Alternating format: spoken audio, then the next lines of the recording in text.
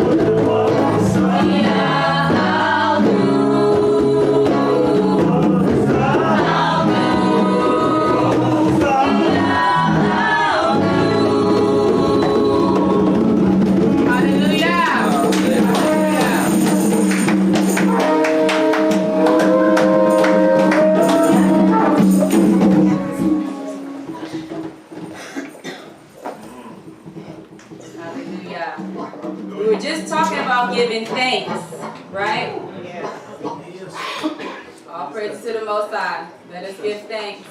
Hallelujah. Hallelujah.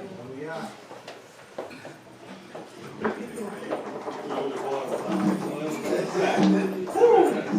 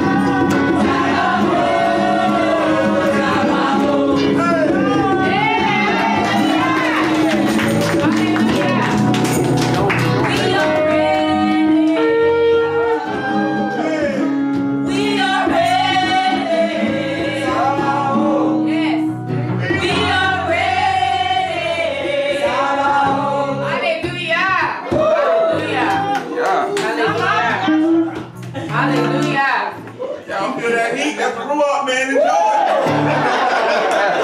Hallelujah.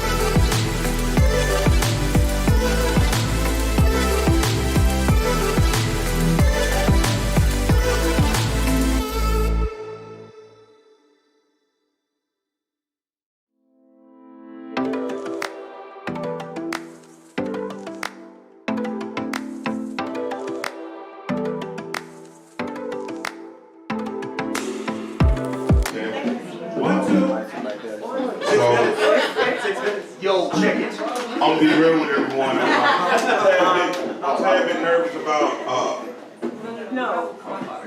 You know what? I'm just not that guy. I can't hear you. So, like I said, I was like, you know, after doing all this amazing singing, I was like, you know what? I might grab a mic because you know, I kind of feel like the voice is going just a little bit. And I was trying to build it out, man. You know, sometimes it comes from the core. Everything can go when you said and done. So I'm being honest. I'm a bit nervous about this teaching. We're gonna walk through it together. But the why am I nervous? Shavu'ot, as we've been going through all of our feasts, each one, it seemed like as we've been obeying and walking out the obedience to what we understand, more things are being revealed.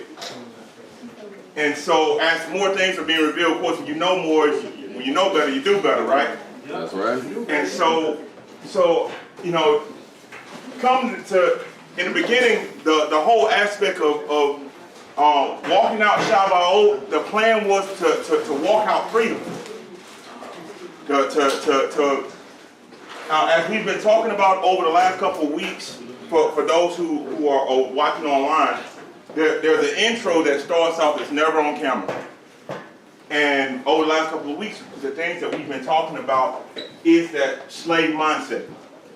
And the whole aspect of when we're doing our feasts, all of our feasts, they're meant to break those chains. They're meant to set you, as you set yourself apart in obedience, it's setting your mind apart. It's setting your spirit apart. Because as you set yourself apart to obey it, it becomes your treasure. And where your treasure is, where's your heart? Right. Also, it's right there with it. So, in keeping with what happened last week, I would like two of the galleys volunteer. I'm not gonna call y'all. Let me get two volunteers. Oh, y'all must have some family in the military. Y'all know, like, don't volunteer for nothing. All right, let me get you two to come up and read our vision.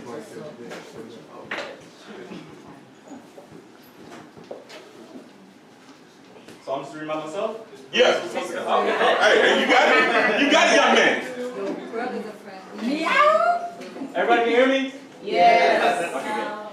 We're learning to walk through obedience to the Torah, together in Ahava and Anva, from the Ab to the Yalad, in Ruach Yehoshua ben Yahuwah.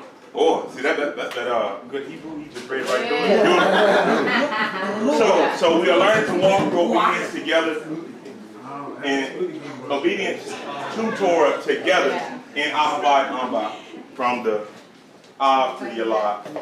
This whole aspect, as we continue to learn and grow, man, as we make every effort to walk this out, we can continue to open up and our understanding.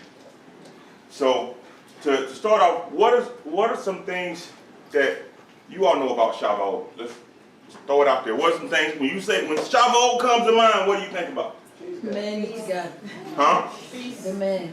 The men. She said she think about the men because you gotta give something up. One of the three feasts. One of the three feasts where you gotta present a gift. All right. What else? It is a holy day. This means a day that is ordained by Yahuwah. This is one of His appointed times. Anybody else? It's one of the only ones in Christianity that people like to. Pentecost. Yeah, it is one that Christianity typically will talk about and actually will speak on. Yeah. The Ruach that in the Brit Hadashah or the New Testament, it would be the feast that they will say that the Ruach or the Holy Spirit fell on the people. I don't know. And they spoke with tongues of fire. So now at the end, what we have is, Shavuot is the conclusion of your spring feast. Yep.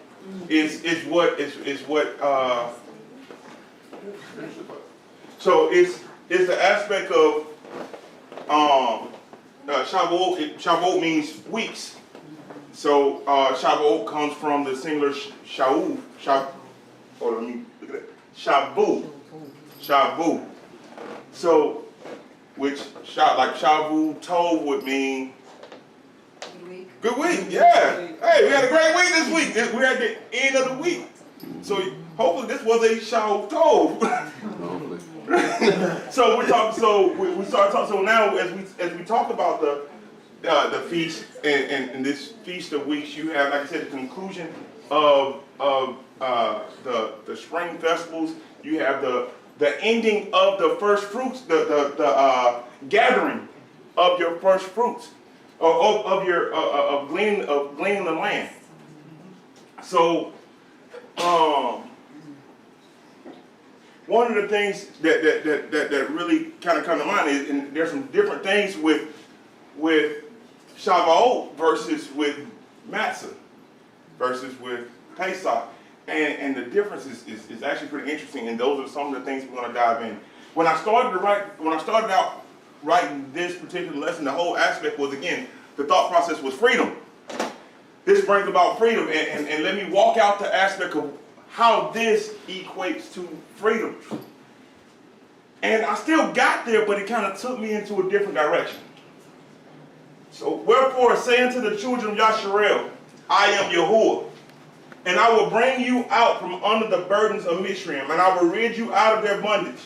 And I will redeem you with a stretched out arm, with great judgments. And I will take you to be to me for a people, and I will be your Elohim. And ye will know that I am Yahuwah Elohim, which brings you out from under the burdens of Mishraim. And I will bring you into the land concerning which I did swear to give to Abraham, to Yitzhak, and to Yaakov. And I will give it to you for a heritage. I am Yahuwah Elohim. Now, funny, we kind of start here. We start before any of the appointed times. This actually leads up to eventually will lead up to the first appointed time. But right here is really interesting. What promises do you see? Say, I'm going to bring you out. What else?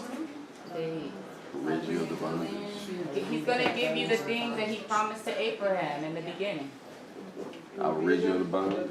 Yeah, I'll redeem you. So promises that promise of Yahuwah to Moshe or Yasharel. I just want to put this out. Let's go back real quick. Who are we talking to? Just want to make sure we maintain the context. See, that's the thing. The Bible actually has a context, very good context. And so when you stay in context, things tend to make more sense. It's when we start to take something and take it out of context, when we come up with our own teaching, and that would be a golden calf. So promises of Yahuwah to Moshe for Yasharel. He said, "Hey, I will deliver you. I will redeem you. I will make you mine, and I will bring you into a land." And then he gave us reminders. And so, what those reminders? What are those reminders? What do you mean? Yeah, what are those? Yes, he gave us reminders, things that means a way that through life that we will be able to look back and remember how he did all these things. Oh, the feast days, the Moedim. Yep. Yeah. Hallelujah.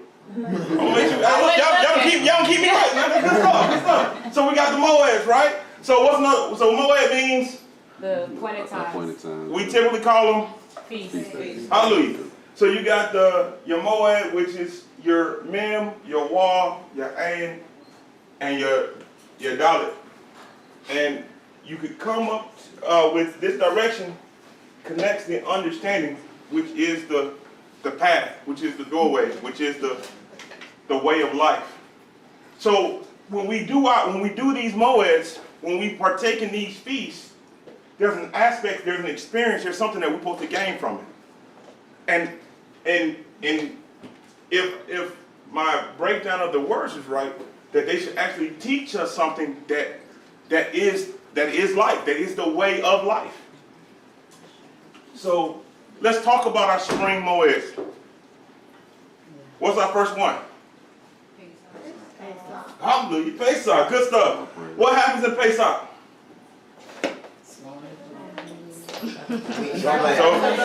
So we do eat a lamb. All right, but now let's come back. What happened? Why is Pesach important? First, why is it important in this beginning? Because he preserved Israel from being the firstborn or the first being slaughtered in Egypt. So he preserved the firstborn of Yasharel and all of the firstborn of those who were marked, Yes. who were covered by the blood of the lamb. That's funny how them things coincide, right? So who was covered by the blood of the lamb, he preserved their line, their first son. And so he preserves them, and then as a result of that preservation, it brings about them leaving, right? Delivering. Which kind of goes into the next moed, which is First fruits. Oh no, I'm sorry, matzah. I always combine those two. so. Hey, I think no. Together, Actually, yeah. when you look at it, all this is called first fruit. Right. From Pesach So you gave it away. to Shavu'ot, it's all been described as first fruit, and there's a reason for that. We're gonna get to it. So we got matzah. What happened during matzah? Unleavened bread. So what are we doing? You don't eat bread with leaven. Well, that's supposed to represent. Sin. We're gonna get Not that really. good stuff. So you get the so you take all the leaven out of your house, Yeah. out of your life, right? That's right. Kind And then the next one is First fruits. first fruits. What are we doing on first fruits? Giving your first. Look, you're giving the first. Yeah, give them your first of everything. So, all right, and then of course we get to the last of the spring moeds, which is So, no, excuse me.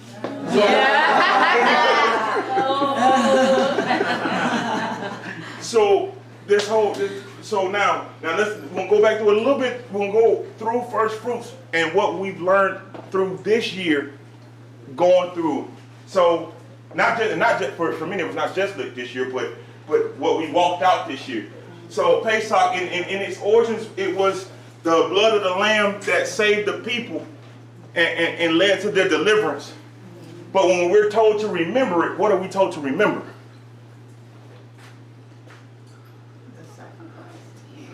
Do this in remembrance of me. What are we told to remember? So now, when I go Pesach, what am I supposed to remember?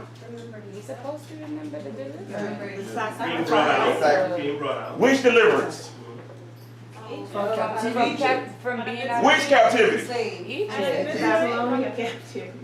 Egypt. So every time you do this in remembrance What he of. did. So hold up. So if we're doing this in remembrance of Yahushua, then is it about remembering Mitzrayim, or is it about remembering Mashiach? Remembering Mashiach at this So now pushing forward, what we walked out this year again was that hey, he is the Passover lamb. That's right. So now you had the blood of the lamb that covered you. Now you have the blood of the lamb that saves you, that wipes away your sin. It doesn't just cover your sin, which keeps you from getting wiped out, getting waxed up, but it takes it away. It brings about freedom. So we know that during that Mashiach was arrested, on Pesach, and he was tried and tortured during the week of Matzah, and that he rose on the Shabbat before what? First which he is the Of all the dead, yeah. Of all the living. all right. See, we all rocking together right now. We good stuff. A little bit less nervous. So now we have these moeds that are supposed to bring about an understanding that gives us the way of life. So you have Pesach, which Yahushua HaMashiach is the lamb that he calls us to now when we keep this moed to do this in remembrance of him. So go back and look in Matthew. When he says those things, it is in the midst of Pesach. So he wasn't saying, hey, here's a new tradition that I'm giving you. Go get bread. Go get you some unleavened crackers and give them out every Sunday. No. That's not what he's teaching. That's not. That was at a point in time. It was. And they never, unless somebody else, but they never explained to us why those crackers were nasty like that. They never told us why we couldn't have just a regular piece of bread or something like that. Like they never told us that. There was a reason why it was dry. It was unleavened. It was unleavened. Right. But see, the whole aspect of that was supposed to be done in remembrance of him. But what was being done was supposed to be done in order. That's right. Order that was given. Not once Not communion. Not once a Sunday. Not the first Sunday. Not the first Sunday, not every Sunday. But she's right though. You're taking the leaven out, but you're not telling us why. Why? You're taking the leaven Why? out. Yeah. That's interesting. I mean, that's interesting. I just thought about that. Yeah. So now let's go over. Now this is the things that we went over, that we walked out as we walking out our feast. So now we get to Shavu'ot. So you had this aspect of being covered. You had this aspect of getting rid of the leaven, taking in the first fruits, and then now we're at this other part that we know has to do with first fruits. Let's look at some instruction. And ye shall count unto you from the morrow after the Sabbath, from the day that ye bought the sheaf of the wave offering. 7 Shabbat shall you complete. Even unto the morrow after the 7th Shabbat shall ye number 50 days. And ye shall offer a renewed oblation unto Yahuwah. Ye shall bring out of your habitation 2 loaves or 2 tenths deals. They shall be of fine flour. They shall be baken with leaven. They are the first fruits unto Yahuwah. And ye shall offer the bread 7 lambs without blemish of the first year, and 1 young bullock, and 2 rams, and they shall be an ascending smoke offering unto Yahuwah. With their oblation and their drink offerings, sacrifice 1 kid of the goats for a sin offering, and 2 lambs for the first year for a sacrifice of peace offering. And the priest shall wave them with the bread of the first fruits for a wave offering before Yahuwah. With the 2 lambs they shall be holy to Yahuwah for the priest. And ye shall proclaim on the self-same day that it may be a holy assembly unto you. Ye shall do no servile work therein. It shall be a statute forever in all your dwellings throughout your generations. And when ye reap the harvest of your land, ye shall not make clean riddance of the corners of your field when you reap. Neither shall you gather any gleaning of your harvest. You shall leave them unto the poor and to the stranger. I am Yahuwah Elohim. And Yahuwah spoke unto Moshe, saying, so, why you put 23, 15 through 23? He was waiting on me to stop talking. That's what it was. I'm saying, as soon as I say, he was like, as soon as he stopped, I'm gonna stop. So what are we seeing? What are we seeing right here? We have our instructions in how to keep Shavuot. What are some things that stand out?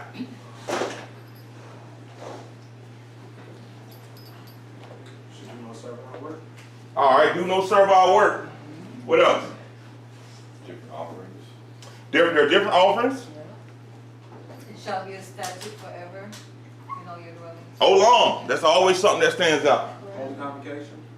Holy convocation. Seems like it's all of the offerings in one. We do a lot of. Every last, from the wave offering to the fire, like a burnt offering, the sweet savor, the goat, like it's all peace offering. All of them. It's like all the offerings. What's different here than what we previously saw? Because this is a rolling command. Like he starts out talking about Shabbat, then he goes straight into Pesach. I'm talking about why he put 23. He starts talking about first. He tells you, hey, look, here are all of my feasts. These are the Moedim of Yahuwah. And then he starts with the Shabbat. So if you ain't keeping the Shabbat, you in sin. You are breaking, you are transgressing the Torah.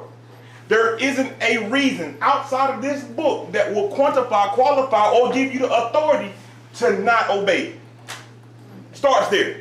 Then he goes into Passover, Pesach. Then from there he talks about unleavened bread. And after he gets to unleavened bread, well, actually we can read it. So guard the month of Aviv and keep Pesach unto Yahuwah Elohika. For in the first month of Aviv, Yahuwah Elohika brought you forth out of Mitzrayim by night. You shall therefore sacrifice the Pesach unto Yahuwah Elohika of the flock and of the herd, in the place which Yahuwah shall choose to place his name there. You shall eat no chametz. You shall eat no chametz, no leaven with it. 7 days you shall eat matzah therewith, and even the bread of affliction. For you came forth out of the land of Mitzrayim in haste, that you may remember the day when you came forth out of the land of Mitzrayim all the days of your life. And there shall be no chametz seen with you in all your coasts 7 days. Neither shall there be anything of flesh which you sacrifice the first day at evening and remain all night until morning. You may not sacrifice the Pesach within your gates, which Yahuwah Elohika gives you, but at the place which Yahuwah Elohika shall choose to place his name in. There you shall sacrifice the Pesach at evening, and at the going down of the sun, at the season at which you came forth out of Mitzrayim. And you shall roast and eat in the place which Yahuwah Elohika shall choose. And you shall turn in the morning, go to your tent. 6 days you shall eat matzah. On the 7th day shall be a solemn assembly to Yahuwah Elohika. You shall do no work therein. Quick reminder of what happens previous to Shavu'ot. So you have in matzah, you have Pesach and matzah, where you're literally getting rid of all the leaven. However, in Shavu'ot, at the end of first fruits, how you finish it is with leaven.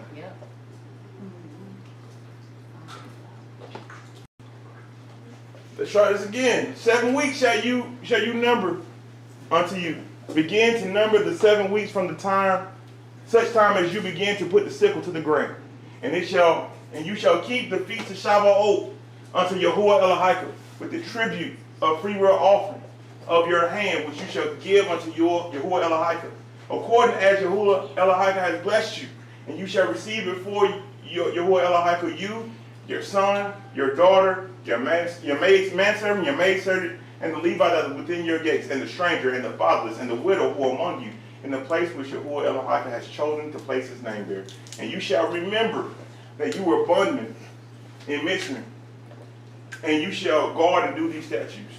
So there's an aspect of a presentation of the men presenting something, but what is this? Is leaven important? Because you have on one side, we got from Pesach through Matzah, you gotta clean your body of leaven. And then you turn around and put more leaven in. There you go. So is leaven important? Yes. Oh, absolutely. What are your thoughts? Leaven is bread, essentially, so it's filling, like you want to fill yourself with the right type of bread, though. So you said leaven is bread. You want to fill yourself with. I like where you're going there. Fill yourself with the right type of bread. All right. What else we got? Is leaven something that? Well, it's obvious. Something that helps something to rise to grow. There you go. So leaven is something that can help you rise. Yeah. It's something that helps bread to rise. Helps to rise. All right. What else does it represent? Well, that which helps the bread to rise spreads throughout the bread. Spread. That's what I was It looking spreads throughout the bread. So we say yes, leaven is important, and we're talking about what it represents. What does Mashiach say? See, then Yahushua said unto them, take heed and beware of the leaven of the Pharisee and of the Sadducees. He said, then they understood that he bade them not to beware of the leaven of the bread, but of the doctrine of the Pharisee and of the Sadducees. So, what is leaven? Exactly.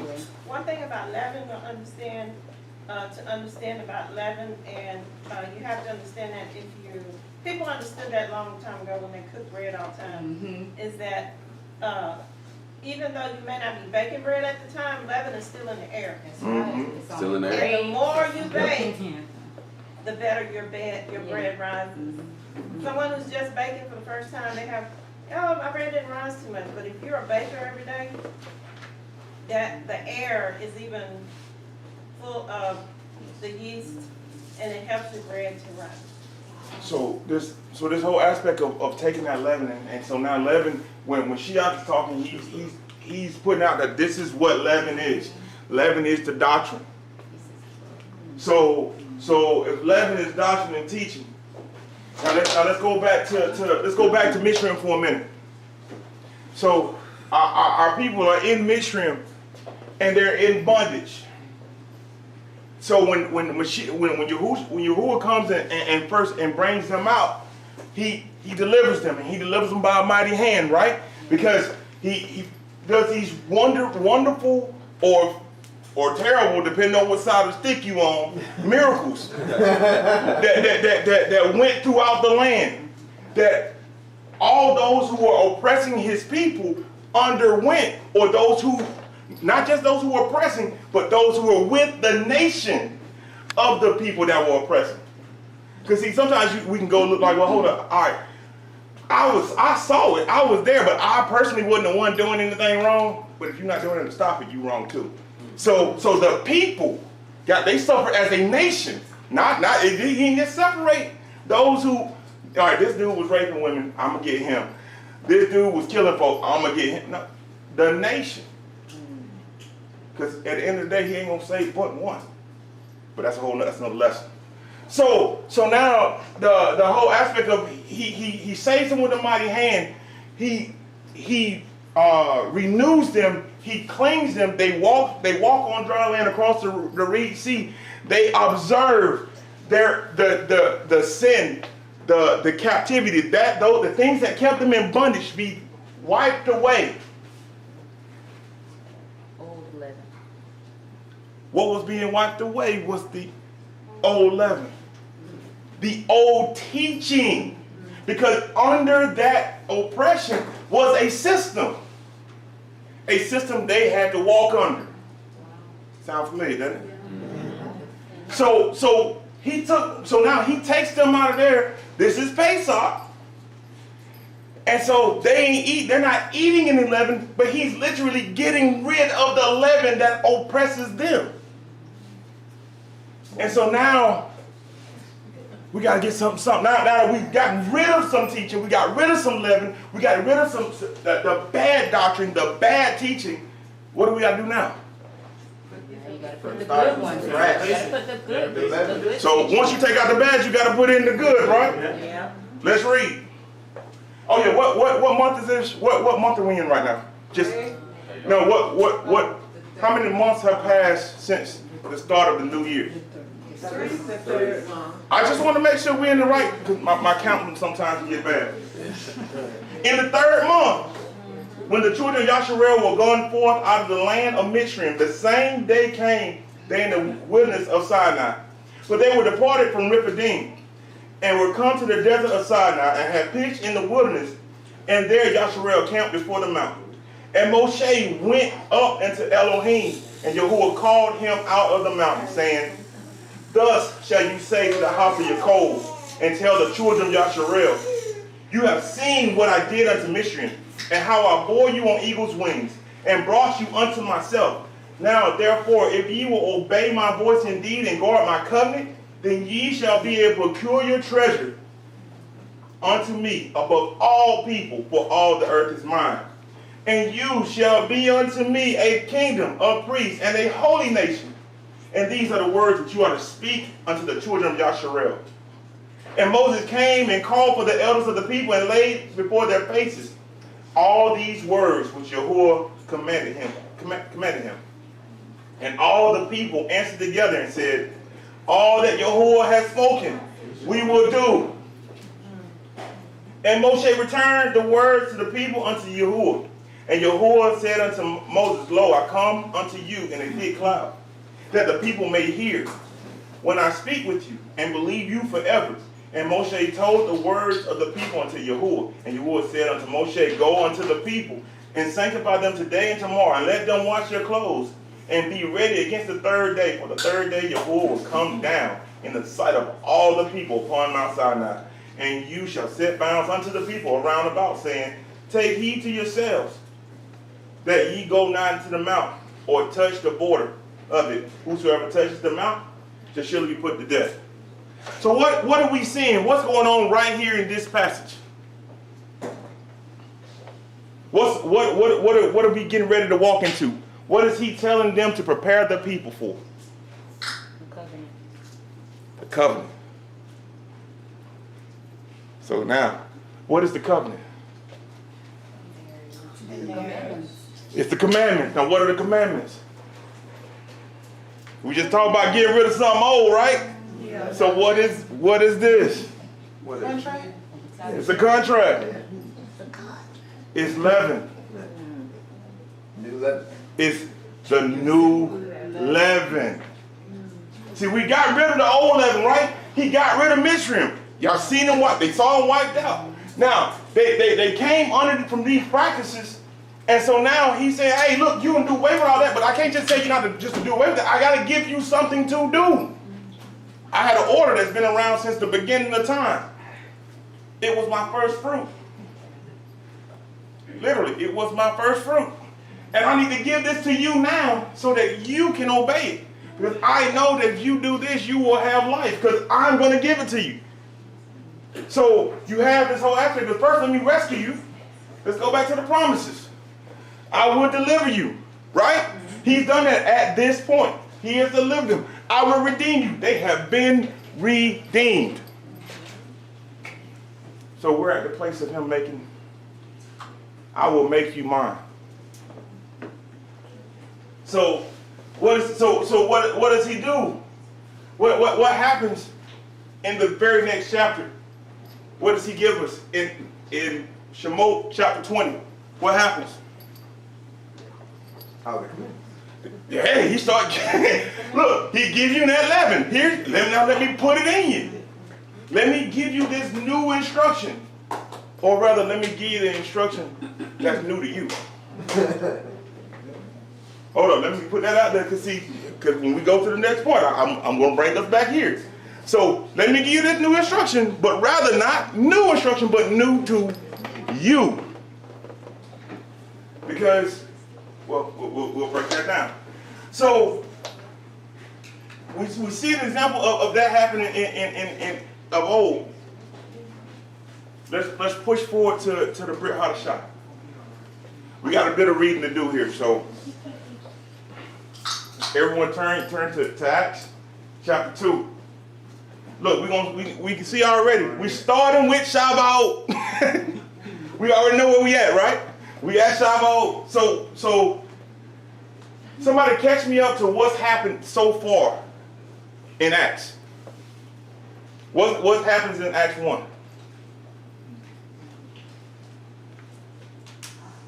I know. We stay in the Old Testament a lot, so everybody's like, hey, woo, it's been a while. So you have Mashiach, who is still walking with the disciples in chapter 1. He ascends to heaven.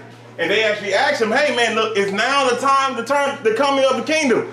Is it now the time to do everything that we've been reading and hearing from the prophets to get done? And he said, hey, it's not for you to know. He said, but I want you to go to the room and wait. And wait for a time. So now we're here, we're at that waiting for a time. There, and it go, and when the day of Shavuot has fully come, they were all with one accord in one place. And suddenly, there came a sound from heaven as a rushing mighty wind. And it filled the house that they were sitting in. And they were filled unto the cloven tongues, like as the fire. And it sat upon each other. And they were filled with the Ruach HaKodesh, and began to speak with other tongues as the Ruach gave them utterance.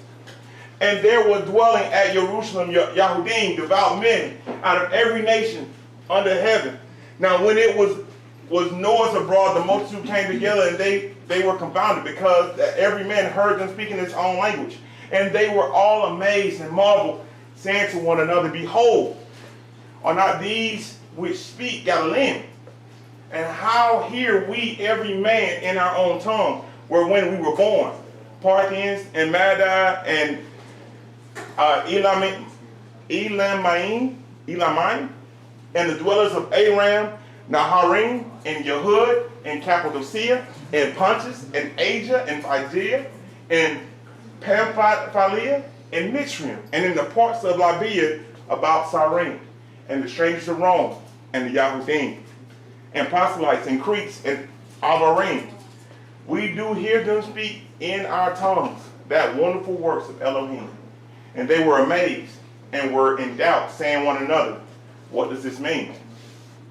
And how hear we every man in his own tongue, where when we were born? Parthians, and Madai, and Almaim, and the dwellers of the Aram Nahasharim, and in Yehud, and in the Cappadocia, and in Pontus, and the Asia, and Phrygia, and Pamphylia, and Mitzrayim, and in the parts of Libya, about Cyrene, and the strangers of Rome, and Yahudim, and proselytes, and Cretes, and Avarim. We do hear them speak in our own tongue the wonderful works of Elohim.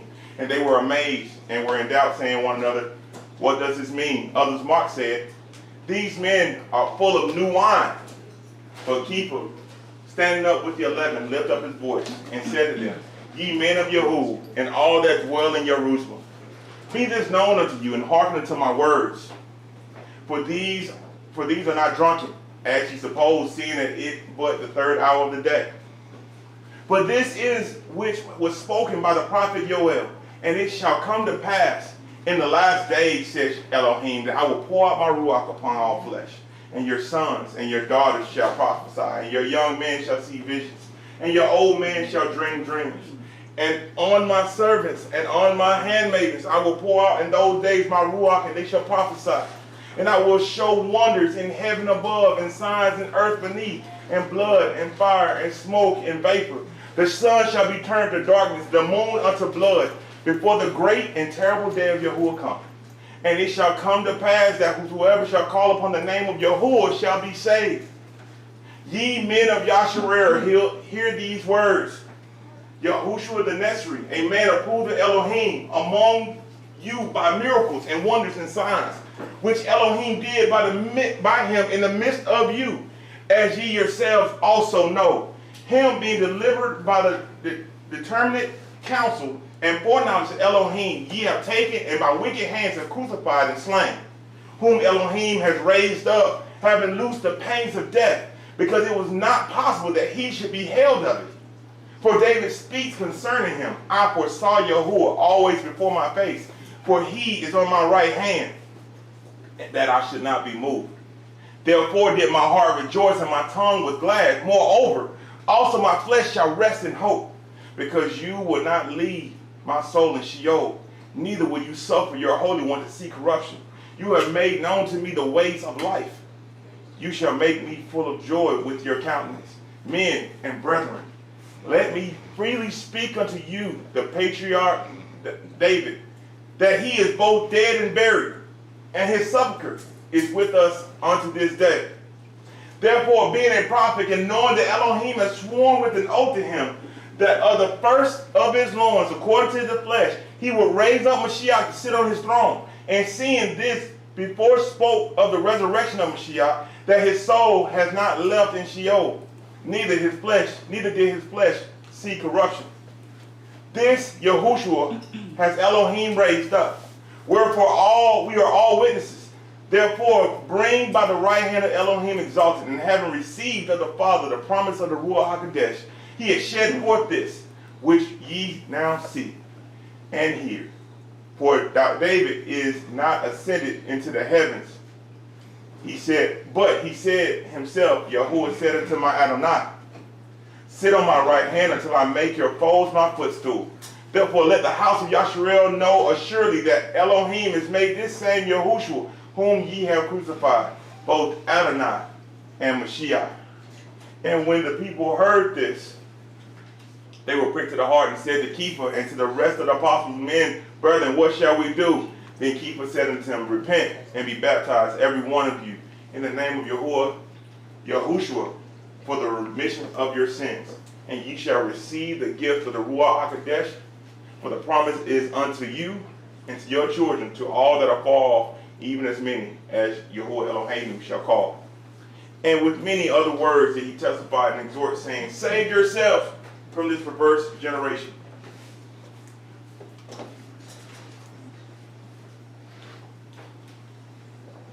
So what is leaven? Doctrine. It's the teaching. What is he giving? Good doctrine. Good lesson. So now let's go back and let's look at the aspect of what's going on here. So you have Yahushua who was again taken during Pesach. He was tried during Matzah. He was crucified the day before the end of Matzah, before the high Shabbat. He rose before the first fruit to be the first fruit, as he already was in being the son of El. He comes back, he spends time with his disciples during these 7 weeks. During these 7 weeks, he's spending time with the disciples, right? He appears to different people. 500, more than 500. More than 500. And now he tells the disciples, hey, go over here and wait, and you'll know what to do. You'll get the instructions. And here we are. So they get the instructions, and the first thing they started to do is they started speaking in different tongues. Now, I know we need to address some things, because you see all these, like, who is the people that showed up? We need to address that a little bit. I think we got we're not going to spend a whole bunch of time, but we need to address who showed up.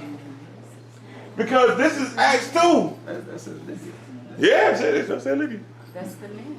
Huh? That's the men Of for the Israel. feast that we just learned that they have to come up 3 times a year. They had to come. So what? So who are these people? The Israelites, the Yahudim. It's Israel. It's Israel. We've grown up hearing about these lost 10 tribes. Man, they are right there in Acts. Right there in Acts. So again, what we saw in old, we see again. So who was all there at Horeb? Israel. The nation. So there are some things that we did talk about that happens between Shavu'ot and Mayim, or Mazim. Ma'azim. There we go. Yeah. One of those big significant things that happened was Israel got divorced. He gave him the papers. He said, you got to bounce. And not only he said he got to bounce, he brought people in to make them bounce. Because see, at this point, those 10 tribes, they're not in the northern kingdom, because the northern kingdom doesn't exist anymore. So now we're seeing things of old be brought around full circle, right? So now you got Israel here, and he's letting them know, he's showing them, hey, look, what he did, he just made the deal for all y'all. So now you were cut off. You didn't have a promise. You didn't have. You just had to go out there and live. You had to figure it out. But now, because of Mashiach, because of what he did, now this covenant has been renewed. Now let me give you the new leaven. See, the new leaven is the old leaven, because the new leaven is Mashiach, which is Yahushua, which some people call Jesus. We don't. He said Yahushua. Get it right. So here's this aspect of not a new teaching, not a new leaven. Because Mashiach said, if you love me, you will obey my commands as I love the Father and obey his commands. Not a new teaching. Mashiach said in John 14:6 that I am the way, truth, and the life. No one comes to the Father except through me. Well, The scriptures tells us that Torah is the way, that Torah is truth, and that Torah is life. There's not a discrepancy here. So the same leaven that Yahuwah gave Moshe to give to the people is the same leaven that Keeper has been equipped with to give to the people, and that is Yahushua. It's what their ancestors, our ancestors, knew as the Torah. And so now you have this whole aspect of the vows being renewed, and the ending of the spring festival is now you have the leaven. I freed you. I redeemed you. Now I'm telling you what to do. This is how you stay in freedom. This is how you stay where I place you. So as we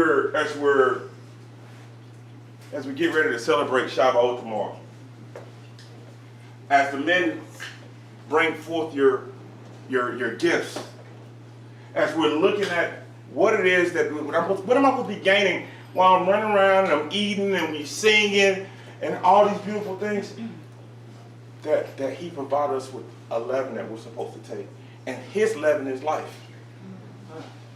His leaven is freedom.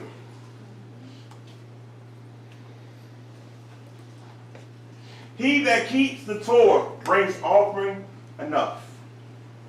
He that takes heed to the commandments offers a peace offering. He that requits a good turn offers fine flour. He that gives alms sacrifices praise. To depart from wickedness is a thing pleasing to Yahuwah. To forsake unrighteousness is a propitiation. Someone say that word. Propitiation. Thank you.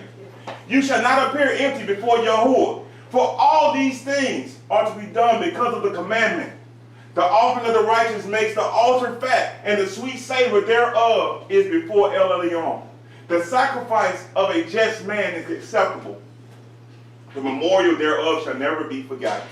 Give Yahuwah his honor with a good eye, and diminish not the first fruits of your hands. In all your gifts show a cheerful countenance, and dedicate your tithes with gladness. Give unto El Elyon according as he has enriched you, and as you have gotten. Give with a cheerful eye, for Yahuwah recompenses, and will give you 7 times as much. Do not think to corrupt with your gifts, for such he will not receive. You trust not to unrighteous sacrifices, for Yahuwah is a judge, and with him there is no respect of persons. Hey, no respect. If you're feeling any kind of way about your gift, hold it. That's hold right. It. We don't want it. Don't do like Cain. Don't be like I don't Cain. want it. So look. So earlier, so when you had asked the question about our understanding of Shavu'ot up to this point, right? Mm-hmm. And I think Lee said that we have to give up something. So that's almost like a Lent kind of mindset. See, if you understand that you are to give, and he will give you 7 times more. Once you unlock that understanding, then that's going to get you the most. You say, I'm going to give you 7 times more, right? 7 times more than what I'm putting in. Right. That's not a no-brainer. That's a no-brainer. If you went to the bank, Make it and you easy say, for okay, you. Yeah. he's gonna, Right. I know Jordan got something to say on that. now that 7 times more may not, let's not be like Christianity and just say it's only going to be. It might not be money. It might not be money. It might not be money. But it's going to be some blessing coming. Right. I would speak to the aspect of when me and my wife when we got married, we stayed in the hood on Azalea Gardens in Norfolk, Virginia. Man, they shoot. It was shooting. I mean, really shooting. Like it wasn't like a pow pow. It was like blah blah pow pow. I mean, it was one night. It was like going in, and she was kind of like Not July 4th, huh? For real. It was a remake. It was a replay. So That's a fireworks. The hood will never know. so but the beginnings and of course my beginnings I don't come from wealth. I didn't come from money. But one of the things that we always did, man, is our house was always open to take care of our people, or taking care of people, period. And so the first person to live with us was a guy named Ian. Ian was this wonderful guy, big dude, almost cut his head off with a sword one night. That's a funny story that I'll tell you another time. But as we continue to take care of, he would bless us. We had to get up out of there because they were shooting each other. So we moved over to Virginia Beach. We moved to this nice little quaint apartment. It was really cute. And this is where Yariel would find her first home. But even still, we always, our focus is always what the Most High gave us was meant for us to use to serve with. And so at every turn, he would extend and increase our value, our land, our disposition in some way, somehow. It was as if, even though I didn't know this, I was getting blessed because of it. You see, I didn't know it. It's a principle. But see, you walking out of it, and so he kept extending, and he kept allowing for there to be more, for me to be able to. He gave me more so I could give more. We can't outbe. I can attest, because I started in the hood. I started in the hood in Albany, Georgia, but as an adult, I started in the hood in the Azalea Gardens in Norfolk, Virginia, and I've seen what 7 times look like. I've seen what 7 times looks like. I can vouch that is truth. And I think the aspect of that we need to take away in our understanding, we start thinking about mindsets. I think we need to adapt the mindset of Yahushua, son of Nun. For him, it was just as simple as Yah said it, so it must be true. When he went to go look at the land, he said, look, everything he said is there. That was it. He didn't see the obstacles. Well, he saw them, but they didn't matter because everything he said is there. We talked about this aspect of being free, of being free. See, what makes us free is understanding who we belong to. So as we celebrate Shavu'ot, he made us his. And if we're his, we're free. They can't change what he's unchained. They can't destroy. They can't curse what he has blessed. And this is a promise that he made to Yasharel that he fulfilled, and that we see the apostles walk out in the Brit Hadashah. When we messed it up, we see Moses do it. We messed it up. Then we see Mashiach come and make a way for us to still be his. And this is what we're celebrating tomorrow when we celebrate Shavuot. That's it.